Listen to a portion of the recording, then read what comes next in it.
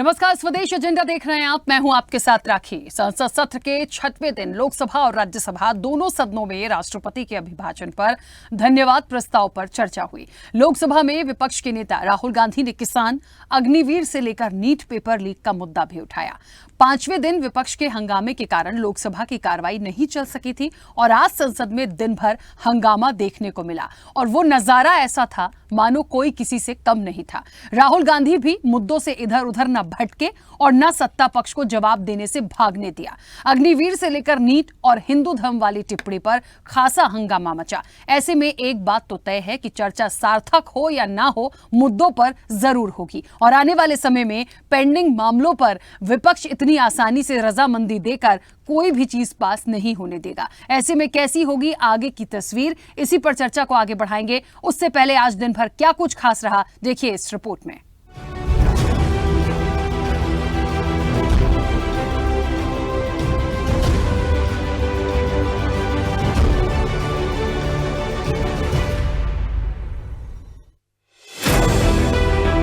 संसद का सत्र शुरू होने से पहले कहा जा रहा था कि विपक्ष सिर्फ हंगामा करेगा और मुद्दों पर बात नहीं हो पाएगी, लेकिन आज की तस्वीर ने हंगामा भी दिखाया और मुद्दों पर चर्चा भी। शनिवार और रविवार की छुट्टी के बाद संसद में सोमवार की कार्रवाई फिर से शुरू हुई। सदन की शुरुआत होते ही विपक्ष का हंगामा देखने को मिला, जिसके बाद लोकसभा से विपक्ष ने वॉकआउट कर दिया। वहीं संसद में मूर्तियों की जगह बदलने पर राज्यसभा में मल्लिकार्जुन खड़गे और किरण रिजिजू के बीच वार पलटवार भी देखने को मिला। सदन में कोई किसी से कम नहीं पड़ा। लोकसभा में राहुल ने नीट पर चर्चा की मांग की थी। विपक्षियों के शोर शराबे के बीच स्पीकर ओम बिरला ने कहा कि बाहर कई सदस्य आरोप लगाते हैं कि पीठासीन अधिकारी या आसन पर बैठे व्यक्ति माइक बंद कर देते हैं। आपको कई साल हो गए, आपका अनुभव है, आप मुझसे भी वरिष्ठ हैं। आसन से व्यवस्था रहती कि जिसका नाम पुकारा जाता है वो अपनी बात कहता है। इसी व्यवस्था पर माइक का कंट्रोल चलता है। माइक का कंट्रोल आसन पर बैठे व्यक्ति के पास नहीं होता है। कई माननीय सदस्य बाहर ये आरोप लगाते हैं कि माननीय अध्यक्ष या पीठासीन अधिकारी या आसन पर बैठे व्यक्ति माइक बंद कर देते हैं। आप वर्षों तक, आपको कई साल हो गए, आपका अनुभव है। मेरी बात सुनिए आप। माननीय सुरेश जी भी बैठते हैं। सुरेश जी ने कभी किसी का माइक हाथ में है क्या? आपके माइक कंट्रोल है क्या? कंट्रोल है क्या? नहीं है ना? फिर बोला नहीं है। सुरेश जी ने कहा नहीं है कंट्रोल। आप सुरेश जी की बात नहीं मानते। राहुल गांधी ने आज संसद में बहुत कुछ कहा।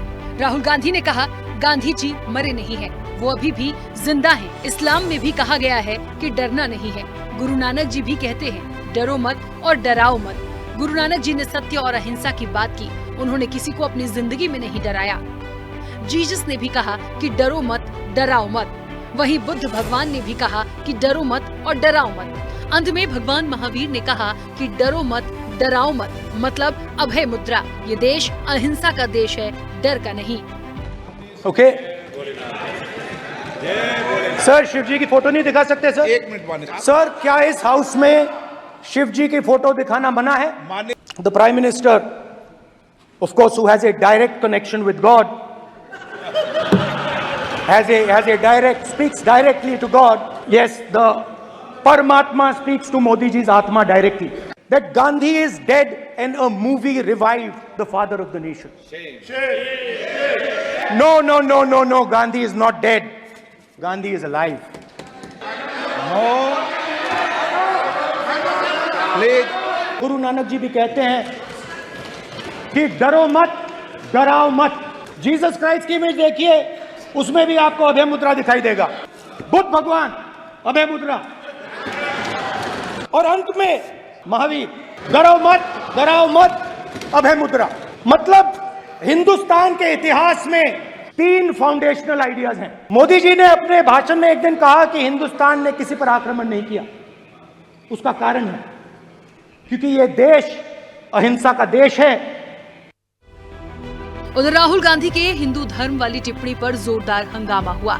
पीएम मोदी ने भी उठकर बीच में कहा कि हिंदुओं को हिंसक कहना गलत है। गृह मंत्री अमित शाह ने राहुल से उनके बयान के लिए माफी मांगने को कहा।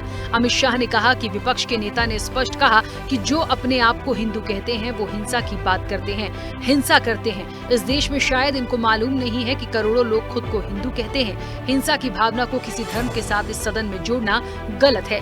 राहुल गांधी को अपने इस बयान के लिए माफी मांगनी चाहिए। उधर जब राहुल गांधी बोल रहे थे तभी अचानक से पीएम मोदी बीच में ही खड़े हो गए और पीएम मोदी ने कहा कि हिंदू समाज को हिंसक कहना गलत है। राहुल गांधी को अपने इस बयान के लिए माफी मांगनी चाहिए।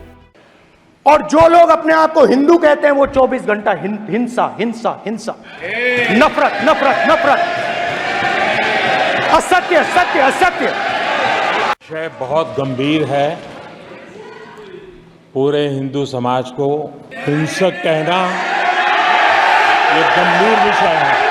नहीं नहीं नहीं नहीं नहीं नहीं, नरेंद्र मोदी जी पूरा हिंदू समाज नहीं है, बीजेपी पूरा हिंदू समाज नहीं है, आरएसएस पूरा हिंदू समाज नहीं है। संविधान ने मुझे सिखाया है कि मुझे विपक्ष के नेता को गंभीरता से लेना चाहिए।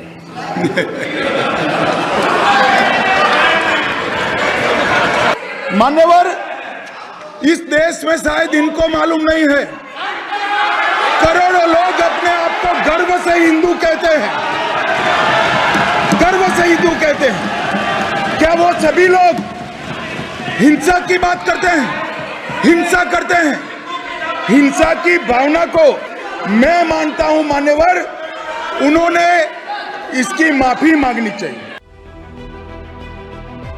इतना ही नहीं, अग्निवीर को लेकर भी पक्ष और विपक्ष में खासी तकरार देखी गई।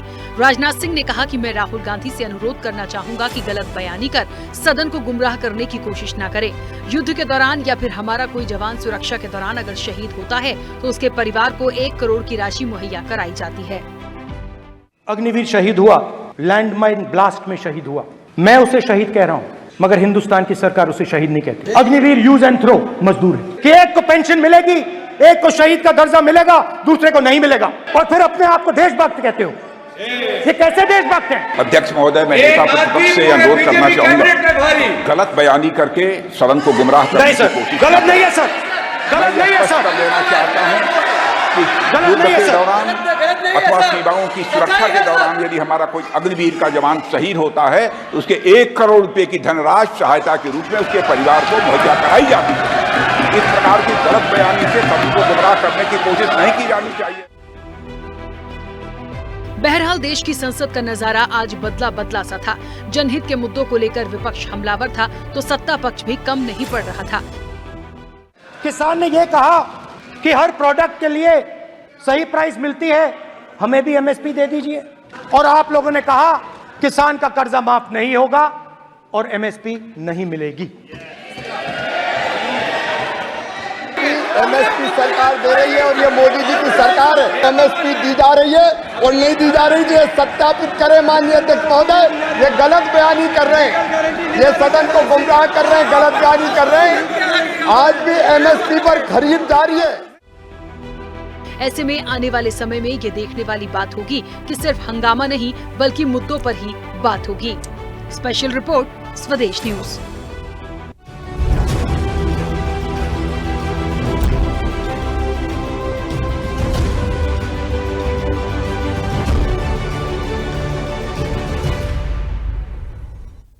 तो नेता प्रतिपक्ष का वार, संसद में बड़ी तकरार देखिए होनी थी, वो तो देख ही लिया आपने कि किस तरह से राहुल गांधी जो हैं वो अपनी भूमिका का निर्वहन करते नजर आए हैं और करना भी पड़ेगा, उनका अधिकार था ये। और सबसे बड़ी बात कि ऐसा लगा आज देख के संसद के नज़ारे को कि 10 साल का वो जो सूखा था, वो एक विपक्ष नहीं दिखता था, वो एकदम से इतना अग्रेशन में दिखा कि मतलब कहना ही क्या। एक बात तो साफ हो गई कि मुद्दों से ना तो विपक्ष भागने देगा और ना सत्ता पक्ष जो है वो भाग पाएगा। आपको जवाब तो देना ही होगा।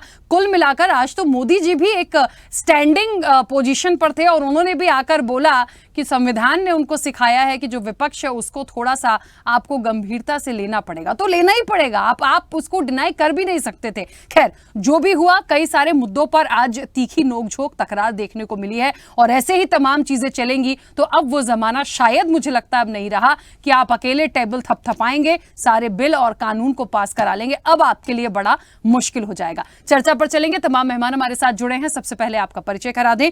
भारतीय जनता पार्टी का पक्ष रखने के लिए प्रदीप बैस हमारे साथ जुड़े हैं। प्रदीप जी, बहुत स्वागत चर्चा में जुड़ने के लिए।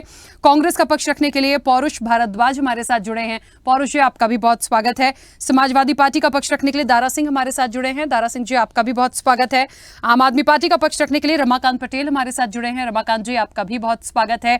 वरिष्ठ पत्रकार, राजनीतिक विश्लेषक के रूप में हमारे साथ इंदुकांत दीक्षित जी हमारे साथ जुड़े हैं। इंदुकांत दीक्षित जी, आपका भी बहुत स्वागत है। और स्वदेश न्यूज के managing editor RP Srivastava ji हमारे साथ जुड़े हैं। आरपी श्रीवास्तव जी, आपका भी बहुत स्वागत है। चर्चा की शुरुआत सबसे पहले प्रदीप जी आपसे। मेरी आवाज पहुंच रही है? हाँ, आ रही है, आपकी आवाज आ रही है। प्रदीप जी, मैं सबसे पहले तो पूछना चाहूंगी आपसे, आज संसद का जो नजारा था वो कैसा लगा? 22 वर्षों की तपस्या से आदमी को बोलना आ गया, इससे अच्छी बात क्या हो सकती है। हर जातक का ये नैसर्गिक अधिकार है कि वो धीरे धीरे प्रगति करे। पहले उल्टा सीधा बोलता था, सीधा बोले, और सीधा बोलने में भी कम से कम सभी 4-5 वाक्य बोलने आ गए, बड़ी अच्छी बात है। कम से कम भारत के विपक्ष को इतना गुण तो होना ही चाहिए। दूसरी बात ये कि जिस प्रकार से राजनीति ये बाहर भी करते हैं, और उसी प्रकार से संसद में भी इन्होंने टेलर दिखाया कि हम यहाँ पे भी फूट डालेंगे और यहाँ पे भी इसी तरह की समाज को बांटने वाली बातें करेंगे। आपने सनातनियों को जो है, आपने हिंदुओं को जो है ऐसी बातें कही, हालांकि ये कोई नई बातें नहीं है, इनसे कोई अप्रत्याशित चीज की बात नहीं है कि इसमें बहुत बड़ा तोप छोड़ा है। आप केवल चुनावी हिंदू बन जाते हैं, उसके बाद आप लोग ऐसी संगति में रहते हैं या ऐसे लोगों के साथ गठबंधन बनाते हैं जिन्होंने कि हिंदू धर्म को पेंडेमिक से जिसकी तुलना की, आखिर कितना वेस्टेड इंटरेस्ट है उनका। और उससे भी मजे की बात होगी कि जब गंभीर बिल रखे जाएंगे जहां सदन में, उस पे राहुल जी का रवैया और उनके जो है ज्ञान की असली जो माप है वो होगी। मैं बड़ा प्रसन्न हूँ कि कम से कम पहले उल जुलूल बोलने वाले राहुल जी अब कुछ थोड़ा थोड़ा सीधा बोलना शुरू किया, लेकिन उसमें भी जहर ही घुला हुआ है। राहुल जी सीधा नहीं बोल रहे थे, राहुल जी मुद्दों पे बोल रहे थे प्रदीप जी। आज उसको एक्सेप्ट करना पड़ेगा हमें। मैं स्वतंत्र हूँ उसको ना एक्सेप्ट करने के लिए। संविधान मुझे ये अधिकार देता है। आपको भी अधिकार देता है संविधान, मोदी जी को भी अधिकार दे रहा था। क्या ठीक है, ये आपके व्यक्तिगत बात है, पर मुझे ऐसा लगता है कई सारे मुद्दों पे आज बात हुई। हाँ, थोड़ा सा ये धर्म को लेके तमाम चीजें जो आई कि हिंदू हिंसक है, मुझे लगता है ये सारी बातों की जरूरत नहीं थी। बाकी सब कुछ ठीक चल रहा था, लेकिन वो आना पड़ा और उस पर काफी हंगामा हुआ है आज। आशीष जी, ये जैसे कहते हैं ना, पूत के पांव पालने में ही दिख जाते हैं, तो सदन में कोई पूत तो होता नहीं है, सब बड़के पूत हो जाते हैं। तो वो बड़के पूत अपनी विचारधारा का ट्रेलर आज दिखा रहे थे कि इनको बहुसंख्यक समाज से कितनी नफरत है और किस प्रकार की विचारधारा, मन में कुछ विचारधारा लेके चल रहे हैं। लोकतांत्रिक व्यवस्था में उसी लोकतंत्र ने इन्हें 240 सीटें दी हैं और उसी लोकतंत्र की बहुसंख्यकों के प्रति इनके जो नजरिए हैं, इनके जो विचार हैं, वो अपने आप में परिलक्षित होता है कि किस प्रकार की इनकी भावना आने वाले समय में विकास कार्यों को लेकर के होगी। जिस प्रकार की बातें करेंगे, ये उसी विचारधारा के पोषक है जहाँ पक्षपात परिपूर्ण है, सर्वोच्च है, अपनी पराकाष्ठा की भी पराकाष्ठा पे है। तो ये देखना निश्चित तौर पे, आज देखिए कि आप लोग हम लोग बैठे हैं चर्चा करने के लिए, और आज जो है उन्होंने टेलर दिखाया है। तो फिल्मों के टेलर छोटे होते हैं और सदन में जो उन्होंने टेलर दिखाया है, ये अपने विचारधारा का, अपने आने वाले टाइमलाइन का, अपने फ्यूचर प्लान का इन्होंने टेलर दिखाया है। ठीक है, चलिए पौरुष जी, बहुत सारे मुद्दों पे आज बातचीत हुई है, अच्छा लगा, होना था। और मुझे तो लग रहा था कि शायद एक मौके का इंतजार ही था विपक्ष को जो मिला, और कई सारे मुद्दों पे एक महत्वपूर्ण भूमिका जो राहुल गांधी की हुई है वो उन्होंने दिखाई। लेकिन ये हिंदू हिंसक है, इसको लेके जो बहुत ज्यादा विवाद हुआ या बवाल हुआ, उसको लेके कहीं ना कहीं वापस से काउंटर आपको कर रही भारतीय जनता पार्टी। देखिए राखी जी, मैं इस बात को कहना चाहूंगा कि जैसा कि आपने अपने इंट्रो में बताया कि पिछले 10 साल में नरेंद्र मोदी जी की तानाशाह सरकार ने जो स्थितियां बनाई हुई थी, जिस प्रकार हमने देखा कि विपक्षी सांसदों को बोलने नहीं दिया जाता था, उनके माइक बंद किए जाते थे, देश में नई न्याय संहिता लागू हो रही थी, उसके लिए जो महत्वपूर्ण जो विधेयक थे, जो महत्वपूर्ण बिल थे, उस दिन माननीय लोकसभा अध्यक्ष जी जो है वो विपक्ष के सांसदों को संसद के दोनों सदनों से बहिष्कृत कर देते हैं। तो जिस प्रकार से जो सूखा था वो इस चुनाव में जनता ने निश्चित तौर पे विपक्ष को 240 सीटें देकर के एक मजबूत जनादेश दिया है, विपक्ष के नाते जनादेश दिया है। और देखिए आज उसी के तहत जब राहुल गांधी जी ने ताजा मामला जो नीट का था उस पर चर्चा करवानी चाहिए, जो जिसके अलावा जो पिछले 10 वर्षों में जो एक तानाशाही प्रवृत्ति से जनता के हित से जुड़े हुए अग्निवीर जैसे मामले, किसानों से जुड़े हुए मामले, मणिपुर के मामले में, बेरोजगारी के मामले में, नोटबंदी के मामले में, जीएसटी के मामले में, एमएसपी के मामले में, अयोध्या के मामले में, जम्मू कश्मीर लद्दाख के मामले में विपक्ष को जो नहीं बोलने दिया गया, राहुल जी के द्वारा उन तमाम मुद्दों को उठाया गया। परंतु देखिए दुर्भाग्य का विषय है कि भारतीय जनता पार्टी जो जनता से जुड़े हुए किसी मुद्दे पर जवाब नहीं दे पाई। तो राहुल जी ने जो एक बात कही कि भाई मोहम्मडन्स ऐसे होते हैं, जैनी ऐसे होते हैं, सिख ऐसे होते हैं और हिंदू भी ऐसे होते हैं, लेकिन आप भाजपा वाले जो हिंसा की बात करते हैं तो हिंदू हिंसा फैलाने वाले नहीं होते। तो देखिए प्रधानमंत्री जी के हाथ में तो जैसे एक कहावत होती है कि अंधे के हाथ में बटेर आ गई। प्रधानमंत्री जी उठ खड़े हुए, प्रधानमंत्री जी ने देश के सारे जरूरी मुद्दों पर जवाब देने की बजाय राहुल गांधी जी के द्वारा जो उनके लिए सही बात बोली गई थी और वो उस पर उठ करके उन्होंने आपत्ति दर्ज की, तो ये इस बात को दर्शाता है कि प्रधानमंत्री देश के जरूरी मुद्दों के लिए कितने ज्यादा गंभीर हैं। लेकिन दूसरी बात मैं आपसे कहना चाहूंगा कि देश का प्रधानमंत्री लोगों को गुमराह कर रहा है। क्या आपने हिंदुत्व का ठेका ले लिया? राहुल गांधी जी बोल रहे हैं भाजपा के बारे में, राहुल जी बोल रहे हैं आरएसएस के बारे में, और आप क्या सब हिंदुओं का ठेका आपने ले लिया? राहुल जी अग्निवीर के मामले में बोलते हैं तो देखिए आप उठ करके राजनाथ सिंह जी झूठ बोलने के लिए आ जाते हैं। क्या अभी जो लैंड माइंस में एक शहीद का जो अग्निवीर जो शहीद हुए हैं, क्या यह बात सत्य नहीं है कि उनको सरकार के द्वारा शहीद का दर्जा नहीं दिया गया? जिस समय उनका स्वर्गवास हुआ था मैंने खुद ने तमाम टीवी चैनल्स पे देखा कि किस प्रकार उस शहीद की माता जी रो रही थी कि आमतौर पर जो शहीद होते हैं उनके जो डेड बॉडी होती है, उनका जो पार्थिव शरीर होता है उसको सेना होती है उसके घर तक पहुंचाती है, जबकि उनके पार्थिव शरीर को सेना के द्वारा नहीं पहुंचाया गया, एक एम्बुलेंस के द्वारा उनके उसमें आया गया, उसमें उनके घर तक वो शव पहुंचा। तो क्या राहुल गांधी जी ने अग्निवीर की बात करी और अग्निवीर को शहीद का दर्जा देने की बात की, तो क्या गलत बात कही? आपके द्वारा ये कहा गया कि साहब देखिए किसानों को जो है वो हमारे द्वारा आतंकी नहीं बताया गया। मैं आपका ध्यान जताना चाहूंगा राखी जी, राज्यसभा के बीजेपी के सांसद है हरद्वार दुबे जी, उनका बयान था कि 3 अक्टूबर को जो किसान जो प्रदर्शन करने के लिए पहुंचे वो आतंकवादी थे। यहाँ तक कि उन्होंने एक धार्मिक टिप्पणी की, उन्होंने कहा कि यहाँ पे सारे सिख लोग क्यों है, सिख के अलावा क्यों नहीं है, उनको खालिस्तानी बताया गया। और गृह मंत्री जी जो है वो सदन में बिल्कुल शाश्वत झूठ बोलता है कि नहीं भाई भाजपा के द्वारा ऐसी कोई बात नहीं की गई। तो मैं आपसे इस बात को कहना चाहूंगा कि अब आपके जो हिंदू मुसलमान वाली जो राजनीति है और आप हिंदुत्व की आड़ में बचने की जो आपकी राजनीति है उसको जनता पहचान चुकी है। जनता ने आपको जवाब अयोध्या में भी चुनाव हरवा के दिया। देश के जितने भी धार्मिक जो महत्वपूर्ण स्थान थे वहां से संबंधित लोकसभा क्षेत्रों में आप चुनाव हारे हैं। अब अपना मिथक तोड़ दीजिए कि आप हिंदुत्व की आड़ में छुपेंगे, जनता आपको माफ कर देगी। आपको मुद्दों पे बात करनी पड़ेगी, आपको नीट पे भी बात करनी पड़ेगी, आपको अग्निवीर पे भी बात करनी पड़ेगी, आपको किसानों पे भी बात करनी पड़ेगी, आपको मणिपुर में बात करनी पड़ेगी, और आपको अपने 2014 के घोषणा पत्र में जो जो आप वादे करते रहे, चाहे वो 2 करोड़ रोजगार प्रतिवर्ष हो, चाहे वो काला धन लाने की बात हो, चाहे वो 30 रुपए लीटर पेट्रोल की बात हो, चाहे वो 15 लाख रुपए हर व्यक्ति के खाते में लाने की बात हो, चाहे वो 2022 तक हर सर पे छत देने की बात हो, चाहे वो किसानों की आय दुगनी करने की बात हो,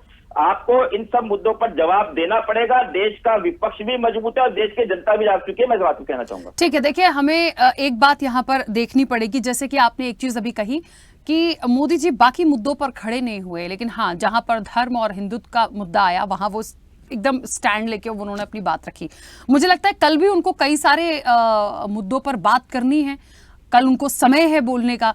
हो सकता है वो इतना बोल जाए और कि उनका एक खुद का रिकॉर्ड टूटे, तो मुझे लगता है थोड़ा सा हमको वेट भी करना चाहिए। और बात सिर्फ आरोप प्रत्यारोप की नहीं है, जो कुछ भी हुआ, किसकी क्या भूमिका रही, किन मुद्दों पर बात हुई और किस तरह से वार पलटवार आया, ये मुझे लगता है एक आगे की एक पिक्चर को क्लियर करता है कि ना तो विपक्ष कमजोर है और सत्ता पक्ष को अपना जवाब देना है और हर मुद्दे पर जवाब देना है। आप बच के तो नहीं जा सकते। दारा सिंह जी आवाज पहुंच रही है?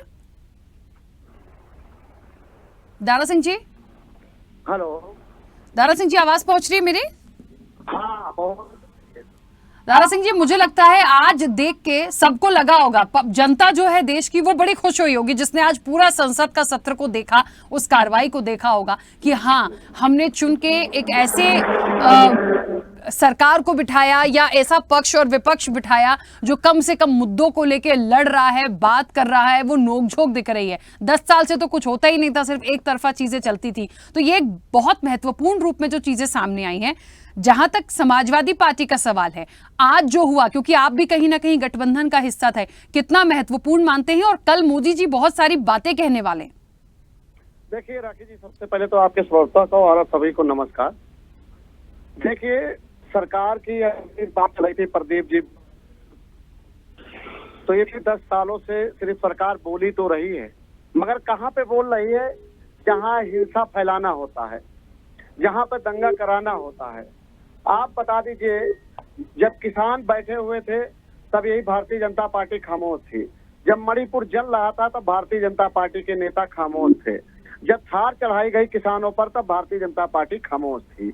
जब हमारे देश की बहन बेटियों की इज्जत लूटी जा रही थी और भारतीय जनता पार्टी वाले उनके गले में माला डालकर स्वागत कर रहे थे, तब नरेंद्र मोदी जी, अमित शाह जी खामोश थे। अभी नीट के पेपर लीक हुए हैं, युवाओं का, बच्चों का भविष्य बर्बाद हो गया है, भारतीय जनता पार्टी खामोश है। और तो पिछले कई वर्षों से प्रधानमंत्री है। आपकी आवाज काफी डिस्टर्ब हो रही है दारा सिंह जी, कुछ नेटवर्क इश्यू है? नहीं, नेटवर्क नहीं, मैं बता रहा हूँ, भारतीय जनता पार्टी जो है सिर्फ बोलती है फर्जी चीजों पर। आज आप बता दीजिए, महंगाई कितनी है? भारतीय जनता पार्टी कल महंगाई पे बात नहीं करेगी। भारतीय जनता पार्टी कल मड़ी पे बात नहीं करेगी। भारतीय जनता पार्टी पिछले कुछ वर्षों से सरकार में है, और मगर वो बात करेगी नेहरू जी पर, वो बात करेगी इंदिरा गांधी पर। आप देख लेना, कल एक भी मुद्दा जो पिछले 2014 से लेकर अब तक के हैं उस पर कहीं पे नहीं बोलेगी। और प्रदीप जी, मैं आपको एक बात बता दूं, मैं कई प्रवक्ताओं से आपके पूछ चुका हूं, कई लेखकों से पूछ चुका हूं। अभी आप जो बता रहे थे हिंदू, हमें ये बता दीजिए कि हिंदू की परिभाषा क्या है और इसका जननी कौन है?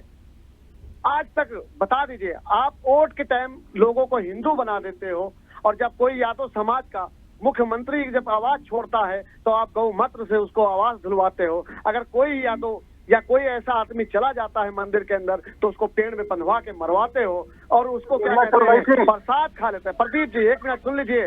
सुनिए, आप उसी विचारधारा से आते हैं ना जहाँ पे कि राम भक्तों पे गोलियां चलाई जाती हैं। अरे तो ऐसे कुछ ऐसे विचारों वाले व्यक्ति को मैं जवाब दूं, ये मेरा खुद का अभिमान होगा मेरे द्वारा। आरएसएस ने गोली चलवाई थी, आरएसएस ने गोली चलवाई थी, आरएसएस ने गोली चलवाई थी। ये फिल्मी ड्रामा पहले बहुत करते थे।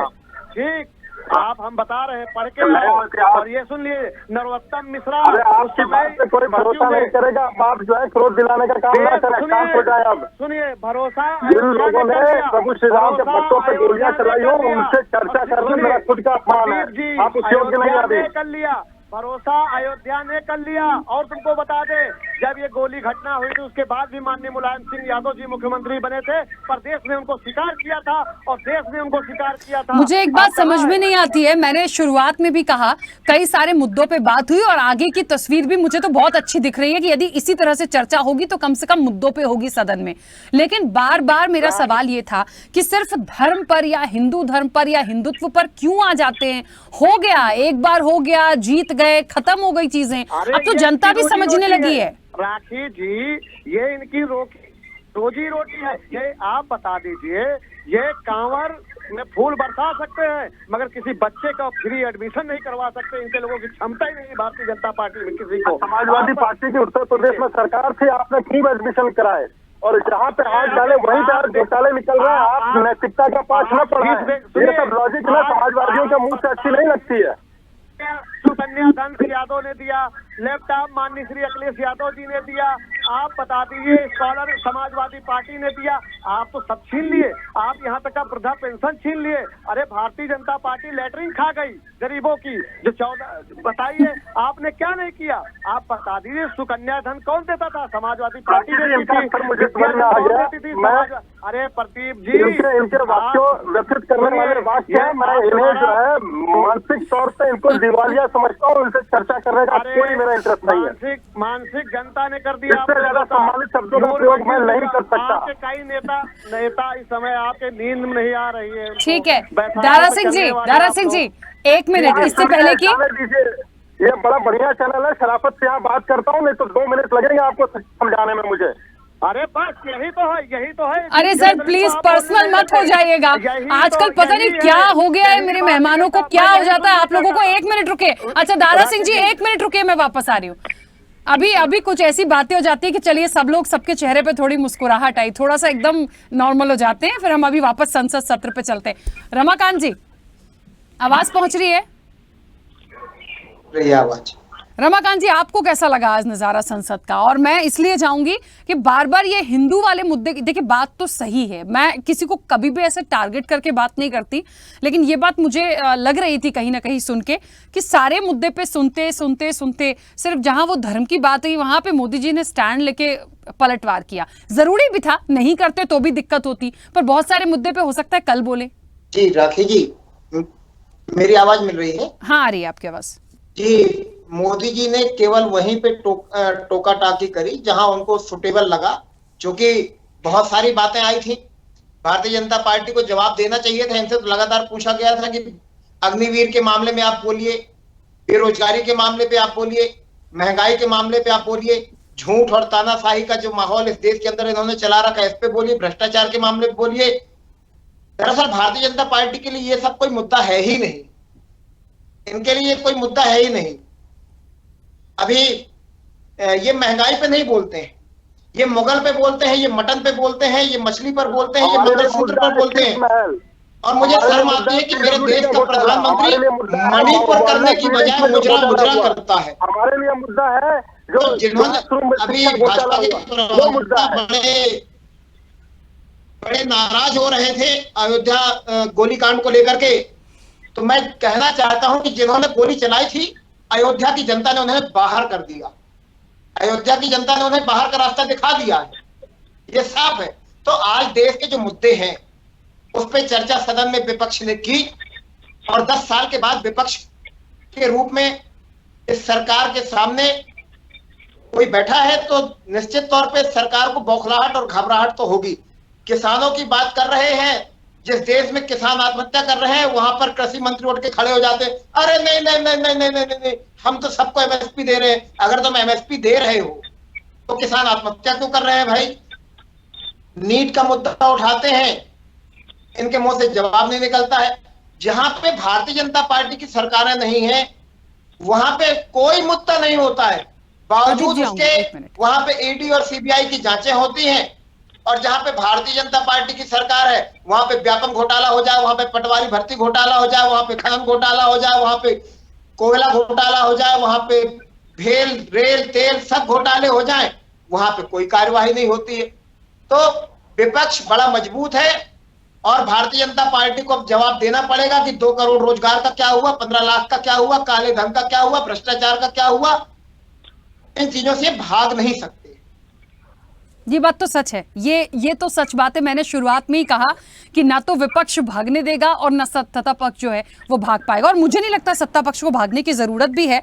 और है जवाब तो बिल्कुल देंगे, कई सारे मुद्दों पे आज स्टैंड लेके जिसकी जो जिम्मेदारी थी उन्होंने अपनी बात रखी भी है।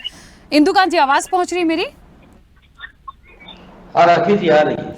इंदुकांत जी आज का जो नजारा देखा और जिन मुद्दों को उठाया गया, जिन मुद्दों पर बात आई, और फिर वो बात शुरू तो बहुत अच्छे से हुई थी। एक तो वो माइक बंद से जो चर्चा आती थी, कम से कम उस पर भी थोड़ा क्लैरिफिकेशन मिला कि उस पर भी शांत हो जाइए, नहीं तो वही मुद्दा ही चला जा रहा था, रोज उसी पे हंगामा था। तो कम से कम मुद्दों पे तो हम बढ़े। और ये बात बिल्कुल सच है कि वर्तमान के जो मुद्दे हैं, जो गंभीर मुद्दे हैं, उन तमाम चीजों को लेकर विपक्ष ने अपनी आवाज को उठाया, उन तमाम मुद्दों पर जवाब मांगा। और ऐसा नहीं है कि सत्ता पक्ष ने जवाब नहीं दिया, लेकिन जो बातें आई, जिन पर ज्यादा फोकस किया गया, उसके लिए यही बार बार कहा जा रहा है कि उसका जवाब था उनके पास, इसलिए वो खड़े हो गए। बाकी का जवाब नहीं था, इसलिए प्रॉपर बात नहीं करी, और कहते हैं कि विपक्ष हंगामा करता है या झूठ बोलता है या गुमराह करता है। जी नमस्कार राखी जी, हमारे जितने को पैनलिस्ट हैं उनको मेरा नमस्कार। मेरी आवाज क्लियर आ रही है ना? हाँ आ रही है, बोलिए। देखिए राखी जी, आपने भी देखिए अपना अपना नजरिया है, आपने भी यही मुख्य रूप से देखा कि प्रधानमंत्री एक बार उठे और सिर्फ हिंदू के मुद्दे पर उठे। प्रधानमंत्री जी भी 2 बार उठे, और अगर हम मंत्री जी के मंत्रिमंडल के सदस्य भी उठते हैं तो ये माना जाएगा कि एक जो सामूहिक नेतृत्व का कॉन्सेप्ट होता है पार्लियामेंट्री डेमोक्रेसी में, तो सभी ने सभी प्रमुख मुद्दों पे ऑब्जेक्शंस लिए, पहली बात।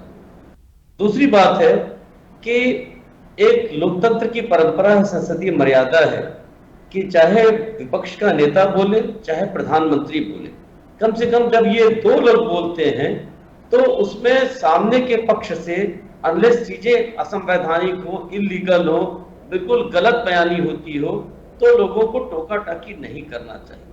तो प्रधानमंत्री 2 बार भी उठे माननीय राहुल गांधी जी के भाषण के बीच में, मैं तो इस पर भी सरप्राइज था, क्योंकि वास्तव में कल उनको जवाब चर्चा का देना है, उसमें सारी बातों का वो जवाब दे सकते थे। दूसरा, पार्लियामेंट्री अफेयर्स मिनिस्टर इसीलिए होता है कि जो मुद्दे ऐसे लगते हैं जो बहुत इंपॉर्टेंट है, अहम है, उसमें प्रधानमंत्री के स्तर पर इंटरवेंशन की आवश्यकता न पड़े, पार्लियामेंट्री अफेयर्स मिनिस्टर्स की बात करें। तो मैं इसमें तो जो भाजपा की सरकार पिछले 10 साल से केंद्र में है, मैं उसको इस बात के लिए कहीं न कहीं उनकी कमी मानता हूं कि उन्होंने किसी भी अच्छे स्तर के पार्लियामेंट्री अफेयर्स मिनिस्टर्स को नहीं खड़ा किया। अब किरण रिजिजू जी को मैं मानता हूं कि एक काबिल मिनिस्टर हैं, उनको अनुभव लेकर के चीजों को हैंडल करने में थोड़ा समय लगेगा। अदरवाइज जैसे पार्लियामेंट्री अफेयर्स मिनिस्टर पहले हुआ करते थे 90s में, 80s में, इवन 2000 के बाद भी जयपाल रेड्डी हुआ करते थे कांग्रेस में के जमाने में, तो इस तरह के लोग थे जो सारी पार्टियों में पकड़ रखते थे और चीजों को मैनेज करना जानते थे। अदरवाइज प्रधानमंत्री को इंटरवीन करना पड़े किसी चर्चा में बिन बुलाए, ये अपने आप में आश्चर्यजनक नहीं करना चाहिए। अब देखिए, आते हैं भाषण के ऊपर जो आपने कहा, आज का दृश्य संसद में निश्चित तौर पे भारतीय लोकतंत्र के लिए और देश की जनता के लिए बहुत शुभ और बहुत ही उत्तम था, इस पे कोई दो राय नहीं है। और लगभग 1 घंटे 35 मिनट का जो भाषण दिया राहुल गांधी जी ने, मैं ये मानता हूं कि जिस तरह से उन्हें आज तक पप्पू बताया गया, जिस तरह से उनके आचरण भी कई बार स्वयं बहुत इमेच्योर दिखते थे पब्लिक मंचों पे, उसकी तुलना में आज का उनका स्पीच बहुत ही मैच्योर और बहुत ही सजग ढंग से, बहुत ही मुद्दों पर जिस ढंग से उन्होंने काउंटर्स किए, जैसे उन्होंने कहा कि गुजरात में हम आपको हराएंगे, ये सारी चीजें एक्सटेम्पोर था, एक्सटेम्पोर भाषण लगभग था, ये सब एप्रिशिएबल है और इसे दिल खोलकर सत्ता पक्ष विपक्ष सभी को अप्रिशिएट करना चाहिए। गड़बड़ी कहाँ है? देखिए, विपक्ष के नेता के तौर पे जब आप कोई बयान देते हैं, और मैं मानता हूं कि ये वक्त की बात है, शायद उनका पहला दिन था, पहला ये स्पीच था विपक्ष के नेता के तौर पे बड़ा मुद्दे पर किसी, हालांकि दूसरी बार बोल रहे थे, पहली बार वो धन्यवाद जब दे रहे थे, बधाई दे रहे थे, स्पीकर को बोल चुके थे 3-4 मिनट के लिए। मैंने उस दिन भी एक चर्चा में कहा था कि वो अच्छा स्पीच था उनका। तो इमेच्योरिटी जिसमें जिन बातों में रह गई, मैं उम्मीद करता हूं कि आगे खत्म हो जाएंगे। जैसे एक मुद्दे पर जब अग्निवीर पे चर्चा हो रही थी राखी जी, तो उन्होंने बातों बातों में पहले तो जब डिफेंस मिनिस्टर को काउंटर किया कि आप से गलत बात बोल रहे हैं, एक्चुअली इनकरेक्ट हैं, तो उन्होंने थोड़ा सा बैक ट्रैक किया। 2 बार जब उस चर्चा को ले आए, 2 बार रक्षा मंत्री ने उसको काटा कि अग्निवीर पे बाकायदे चर्चा करके लाया गया था, ये कोई प्रधानमंत्री का ब्रेन चाइल्ड नहीं था, उस पर भी ऑब्जेक्शन लिया उन्होंने। तो राहुल गांधी जी का जो बयान आया वो इमेच्योर था। क्या कहा उन्होंने? भाई, अग्निवीर के बारे में हमने बोल दिया और रक्षा मंत्री जी ने भी, और सेना जानती है असलियत क्या है, इसका आशय क्या हुआ? लोकतांत्रिक व्यवस्था में, संसदीय प्रणाली में मंत्री के ऊपर सेना नहीं होती, सेना के ऊपर मंत्री होता है। ये तो कांग्रेस और विपक्ष के लोग मानेंगे। और जब केंद्रीय मंत्री संबद्ध विभाग के संसद के पटल पर ऑन रिकॉर्ड बोल रहे हैं, तो आपको लगता है कि वो झूठ बोलेंगे? और अगर झूठ बोलते हैं तो संसद की प्रक्रिया के तहत आप संसद में उनके खिलाफ झूठ बोलने के लिए मामला ला सकते हैं, ठीक है, और उस पर उनको जवाबदेही उनकी तय कर सकते हैं। और ऐसे बोलना कि एक पक्ष हमने भी बोल दिया, जैसे कोई डिबेट किसी स्कूल में हो रहा हो और आपने भी बोल दिया, दोनों ने बोल दिया, सेना हकीकत जानती है, ये अपनी सत्ता को, डेमोक्रेटिक सिस्टम को, पार्लियामेंट्री सिस्टम की अवमानना एक तरह से। ठीक है। इसके अलावा हिंदू की बात कह के मैं बात खत्म करूंगा। इंदुकांत जी थोड़ा जल्दी से। हिंदू के मामले में भी उनकी बात लोग समझ गए थे। उन्होंने कहा भी, अपने जो कांग्रेस पार्टी की लाइन है उसके हिसाब से उचित बात कही कि जो लोग हिंदू हिंदू बात कहते हैं वो असत्य बोलते हैं, झूठ बोलते हैं, हिंसा की बात करते हैं, नफरत फैलाते हैं। लेकिन ये सारी क्लैरिफिकेशन धीरे धीरे आए। जो शब्दों का उपयोग उन्होंने ऐन मौके पर किया वो पूरे हिंदू समाज को टारगेट करके चला गया। तो अब ये चीजें मैच्योरिटी से भी टाइम आएंगी और ये मौका मिला विपक्ष को निश्चित तौर पे, जब वो आज तक 10 वर्षों में सत्ता में आने के बाद मोदी गवर्नमेंट ने कभी पिच पर जमकर खेलने का मौका नहीं दिया राहुल गांधी को, तो उनको आज भी उनकी इस अच्छे भाषण के बीच में मौके की तलाश थी और उन्हें मौका मिला यहाँ पे, जहां पे उन्होंने ये बयान वो कह दिया जो समस्त हिंदू समाज के खिलाफ जाता हुआ दिखाई दिया। ठीक है। इस कारण से उनका जो इतना अच्छा बयान था, इतना अच्छा भाषण था, 5-6 फैक्चुअल त्रुटियों को छोड़ दीजिए तो उन्होंने वेल कंपोज्ड कूल ढंग से भाषण दिया। उसमें ये उनको जवाबदेही देनी पड़ रही है और इस पे चर्चा हो रहा है। अदरवाइज आज इस पे चर्चा ना होके कल प्रधानमंत्री पे जब जवाब उनका आता तब चर्चा होती। हाँ, एक अंतिम बात, आज के अपने भाषण से विपक्ष के नेता के तौर पर राहुल गांधी ने अपना स्पेस पार्लियामेंट के अंदर, सत्ता पक्ष के दिलों में और जनता के बीच में बना लिया है, जिसको अब पूरे 5 साल जनता देखना चाहेगी। ठीक है, चलिए आरपी श्रीवास्तव जी, मुझे लगता है आज जो कुछ भी हुआ, एक उम्मीद थी जब ये शुरू हो रहा था सत्र, जब बातें आ रही थी तब कहा जा रहा था कि सिर्फ हंगामा करते हैं, मुद्दों पे बात नहीं करते, ऐसे कैसे चलेगी, क्या तस्वीर होगी संसद की। मुझे लगता है वो असली तस्वीर आज देखने को मिली है कि कम से कम मुद्दों पर आए। अब देखिए, पक्ष हैं विपक्ष हैं, दोनों अपनी अपनी ताकत में हैं, तो दोनों अपनी ताकत तो दिखाएंगे। जहां तक मुद्दों की बात है तो मुद्दों पे तो बात हुई है। क्या ऐसा वाकई आपको भी लगता है कि धर्म की जो बात वहां लाई गई वो नहीं लाई जानी चाहिए थी, या उस पर बात नहीं होनी चाहिए थी, या फिर वो ऐसे ही आ गई? उस पर एक जवाब भी आता है पीएम मोदी का, तो उन्होंने भी एक परंपरा को निभाया, उनको जरूरत नहीं थी बोलने की, वो कल बोल सकते थे। आप क्या समझते दिन भर में आज जो सत्र हुआ? देखिए राखी जी, जहाँ तक संसदीय परंपरा का सवाल है, निश्चित रूप से वहाँ वो बातें बोली जानी चाहिए जो सत्यापित हो सके। सवाल ये नहीं है। आज का जो भाषण था, आज जो जिस तरह से नेता प्रतिपक्ष के रूप में राहुल गांधी बोल रहे थे, निश्चित रूप से लगा, क्योंकि पिछले 10 सालों तक एक तरह से नेता प्रतिपक्ष था ही नहीं, तो ऐसा लगा कि 1 घंटा 35 मिनट 40 मिनट के भाषण में लगातार राहुल गांधी नॉन स्टॉप हर मुद्दे पर बोले। ये बात जरूर है कि बोलते बोलते बहुत सारे लोगों की जबान फिसल जाती है, या हो सकता है मुद्दा कहना कुछ चाहते हो, बात कुछ चली गई हो। मैं हिंदुत्व वाले मुद्दे पर देख रहा हूँ कि जिस तरह से प्रधानमंत्री जी ने इस बात को टोका, निश्चित रूप से जब हिंदुत्व की बात आएगी तो भारतीय जनता पार्टी का तो पेटेंट है, और जैसे ही इन्होंने दिया मुद्दा तो उन्होंने लपकने का प्रयास किया। लेकिन आपने देखा होगा तत्काल उन्होंने क्या कहा, उसके बाद उन्होंने रोका, और जो बात कहा वो सुनने लायक है। हम ये नहीं कहते आप मुद्दा पकड़िए, बिल्कुल पकड़िए। हिंदुत्व का मुद्दा लेके चुनाव लड़ा जा रहा है, तुष्टीकरण की बात होती है, 80 और 20 की बात होती है, इसी के दम पे चुनाव लड़ने का प्रयास किया जाता है। लेकिन फिर भी इस तरह की बातें अगर आती हैं तो सत्ता पक्ष निश्चित रूप से राहुल गांधी के इन बयानों को पकड़ लेगा। आपने देखा, अभी मैं एक जगह डिबेट देख रहा था, आलू और सोने वाला बयान अभी भी चल रहा है। कोई भी प्रवक्ता आता टीवी डिबेट में, उसके बिना उसका पूरा ही नहीं होता है। मेरा ये कहना है कि धीरे धीरे जिस तरह से मैच्योरिटी आ रही है राहुल गांधी में, और एक विपक्ष के नेता के रूप में वो खड़े हो रहे हैं, और निश्चित रूप से एक जिम्मेदारी भी जनता ने दिया है, एक मजबूत विपक्ष की जिम्मेदारी दिया है। निश्चित रूप से पिछली सरकार और अब की सरकार में थोड़ा अंतर है। विपक्ष एक मजबूत विपक्ष है, वो जनता की आवाज़ है, वो सारे मुद्दों पर बात करेंगे। राहुल गांधी ने लगता है कि पूरे कई सारे मुद्दे उठाने का प्रयास किया, और उसका जवाब तो कल प्रधानमंत्री जी देंगे, निश्चित रूप से देंगे, क्योंकि जब उनका नंबर आएगा तो इन सारी बातों का सिलसिलेवार जवाब देंगे। लेकिन जिस तरह से आज संसद का सिनेरियो था, अग्निवीर पर बोल रहे थे या अन्य जिस पर बोले, उन्होंने नीट पर बोला, किसानों पर बोला, इनका सिलसिलेवार जवाब प्रधानमंत्री जी को देना पड़ेगा, क्योंकि सदन के नेता हैं वो और देश के प्रधानमंत्री हैं, और देंगे भी वो। तो अब कल का सिनेरियो संसद का देखना होगा कि कल बातें निकल के क्या आती हैं, या मुद्दा छोड़ के सिर्फ हिंदुत्व रह जाता है या मुद्दे आ जाते हैं, तो इनको देखना होगा। और दूसरी सबसे बड़ी बात है राखी जी, कि जो ये आज का संसद में जिस तरह का राहुल गांधी का बॉडी लैंग्वेज था, ऐसा लग रहा था कि जनता ने उनको एक ताकत दिया है। नहीं तो कभी ये लगता था कि लगता है आने वाले समय में विपक्ष कभी बनेगा उसका प्रतिपक्ष का नेता बनेगा या नहीं बनेगा। लेकिन जनता भी बड़ी समझदार है, जनता जनार्दन है, और हमेशा जो है पिछले कार्यकाल को देखते हुए, उसके पहले के कार्यकाल को देखते हुए जनता ने इस तरह का मैंडेट दिया है।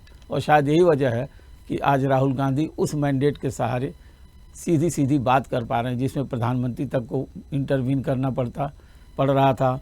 गृह मंत्री जी ने इंटरवीन किया, रक्षा मंत्री जी ने किया, कृषि मंत्री जी ने किया, सारे लोगों ने इंटरवीन किया उनके बयानों पर। तो ये बात तय है कि जो भारतीय जनता पार्टी सत्ता पक्ष, हमें लगता है कि उनकी कही हुई हर बातों को बड़ी संजीदगी से देख रहा है और ये समझ रहा है कि देश की जनता इनको आवाज़ उठाने की अगर ताकत दी है तो उसको भी उसके लिए तैयार रहना पड़ेगा।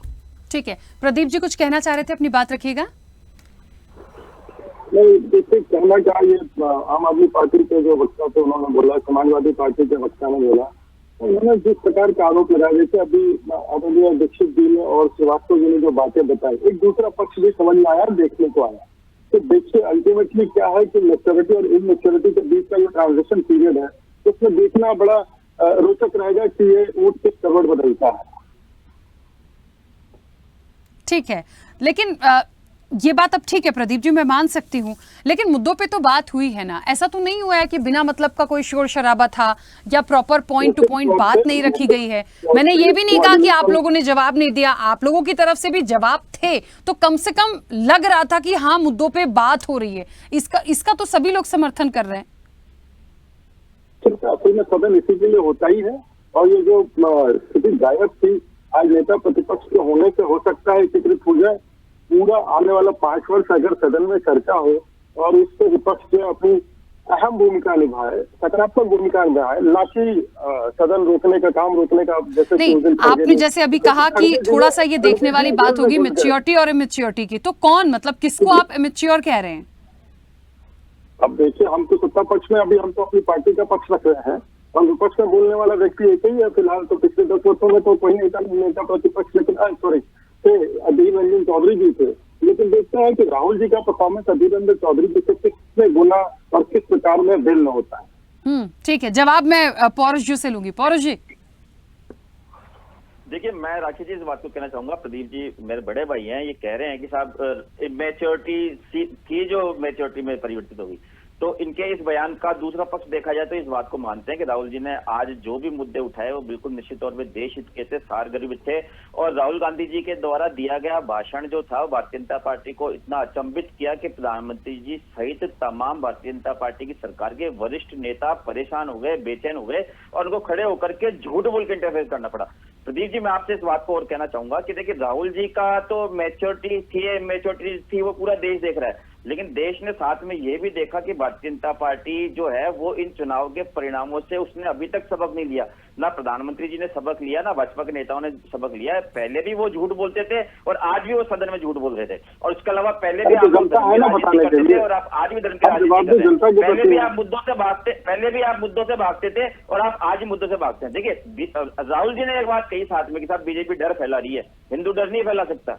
तो इस चर्चा में हमने देखा, प्रदीप जी मैं बड़े माफी मांगते हुए आपसे इस बात को कहना चाहूंगा कि जिस प्रकार समाजवादी पार्टी के प्रवक्ता कह रहे थे और आप उनको निजी तौर पे धमका रहे थे कि भाई मैं तुम्हारे को देख लूंगा, मैं ऐसा कर लूंगा, तो मुझे लगता है कि हम लोग यहाँ पे सब अपनी अपनी पार्टी का मेरा सारा वक्तव्य उनकी विचारधारा को था। आप लोगों की जो भाषा शैली रहती है, जनता में हो, निश्चित तौर पे इस राहुल गांधी जी की आपत्ति इसी बात पे थी। एक जो सनातनी होता है, जो एक सच्चा हिंदू होता है, वो कभी किसी को डरता भी नहीं है और ना वो किसी को डराता है, परंतु जिस प्रकार से आपके द्वारा धमकाया जाता है, लगातार सही कह रहे हैं, बनाया जाता है, पाकिस्तान जो है कश्मीर का हिस्सा ले गया, चीन जो है उधर का हिस्सा ले गया, शायद वो लोग जो है डराने वाले नहीं थे। मैं राखी जी को देखिए राखी जी को संबोधित करते हुए कहना चाहूंगा कि हम लोग इस बात को चाहते हैं कि कल जब सदन में प्रधानमंत्री जी जवाब दें तो सदन में सार्थक चर्चा हो। ऐसा नहीं हो कि प्रधानमंत्री जी अपनी पुरानी आदत के अनुसार कभी नेहरू जी को ले आए या इंदिरा जी को ले आए या फिर हमारे कांग्रेस के किसी बड़े नेता को ले आए, या फिर राहुल गांधी जी ने आज जो तथ्यात्मक बात बोली थी और जिस प्रकार उसका बात का बतंगड़ बनाया गया, उस मुद्दे को लेकर के प्रधानमंत्री जी जो है वो अपने जवाब का सारा समय खर्च कर दें।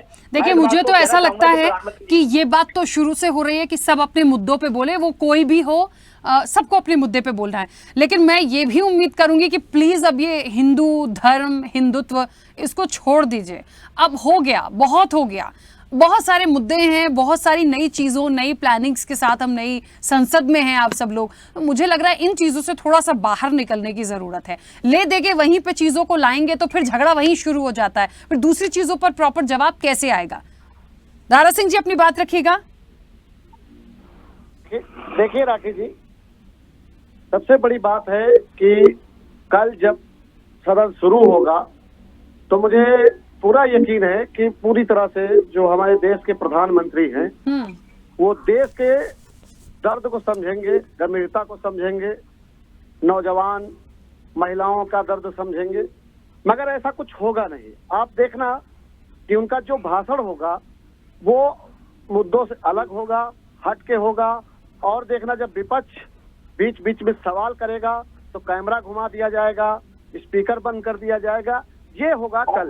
और ये दारा सिंह जी, स्पीकर और माइक को लेके तो काफी कुछ क्लियरिटीज आ गई हैं। हम क्यों बार बार उसको कह रहे हैं कि वो मतलब जानबूझ करके बंद होता है?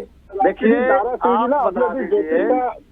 बता दें, जो सदन होता है, जो विधान, प्रदीप जी मैंने बीच में नहीं बोला, मुझे पता है आप धमकी देते हैं। आप हो सकता है कि आपको लगता होगा कि हम डर गए, तो समाजवादी पार्टी ने सड़क पे डरते हैं, न सदन पे डरते हैं। आप बीच में बोले, हम नहीं बोल रहे थे। अरे वो तो विचारधारा के लिए कह रहे थे सर, उन्होंने नहीं किसी को धमकी वमकी दी है। नहीं, वो 2 मिनट में देख लेंगे। वो देख लिया, ठीक है, जनता भी देख लिया है और देखेगी आगे। नहीं, देखिए प्रदीप जी, आपने जो बोल दिया वो जनता सुन रही है। जनता अब इतनी मूर्ख नहीं रह गई, पढ़ रही है, लिख रही है, और पढ़ेगा इंडिया, आगे बढ़ेगा इंडिया। यही तो विचार रखने के लिए देखिए, आप सुने, अपने विचार रखने के लिए जनता बहुत अच्छी तरह समझ रही है। हाँ राखी जी, देखिए मैं आपको बता दूं कि ये जो सरकार है, जो वादा जनता से किया था, जो किसानों से किया था, वो आज तक पूरा नहीं कर पाई।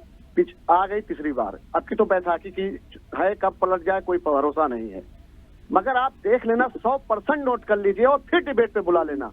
कल कोई भी मुद्दे का जवाब नहीं होगा, ठीक है, सब टाइपरेटर से होगा और अलग अलग होगा। और जब विपक्ष का कोई नेता खड़ा होकर जवाब मांगने की कोशिश करेगा, आप देखना कैमरा का रुख बदल दिया जाएगा। क्योंकि जो आप अध्यक्ष चाहते हैं वही होता है। और अध्यक्ष कौन है, कैसे है, ये सबको पता है। जो 100 कुछ सांसदों को बाहर निलंबित करके बाहर खड़ा कर दिया हो, वो कैसे निष्पक्ष हो सकते हैं? पर मुझे फिर भी ऐसा लगता है, दारा सिंह जी ठीक है, मैं आपकी बात को मानती हूं, लेकिन जब तक कल की तस्वीर नहीं देख लेंगे कुछ कह नहीं सकते। लेकिन मुझे ऐसा लगता है, जितना मैं अब समझ पा रही हूं, तो पहले जिनका निलंबन हुआ और उन्होंने बाहर कर दिया, वो जो भी किया, मैं आज का और आज की संसद का जो सिनेरियो देख रही थी, मुझे नहीं लगता कि ऐसी कोई चीज होने वाली है।